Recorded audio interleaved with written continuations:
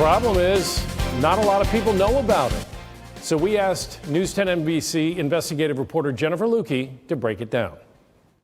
This gets a little complicated, but in the end it comes down to who gets to decide who runs the town in the event the town supervisor or any of the town board members can no longer do their job.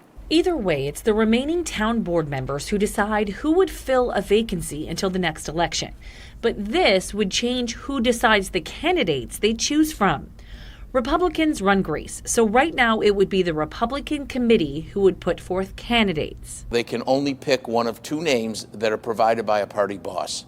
So we're limited to just that. What this will do, if it passes, will allow it to open it up so that if there's a vacancy, anybody in the town of Greece, if you live in the proper ward or if you're running for supervisor townwide, can offer their name and the town board can then draw from that. Sounds fair to the average voter, but members of the Republican committee say there's more to the story. In all due respect, common sense dictates there's a reason why after 30 years and him being around government, Mr. Reilich chose to do this at this time. They say it comes down to politics. I think we have separated ways with how this current administration has operated under the last several years. There's all kinds of court cases settled out of court with taxpayer dollars.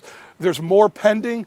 There's his right-hand person under indictment. I asked the supervisor, why change it now? I think people at home might say, well, this is a lot of talk. Are you planning to step down? Or are any of the town board members planning to step down? No, understand something. We review the town code frequently. And as times change, there's reason. And as we're looking at the code and we say, what's this? We're the only town that does it this way.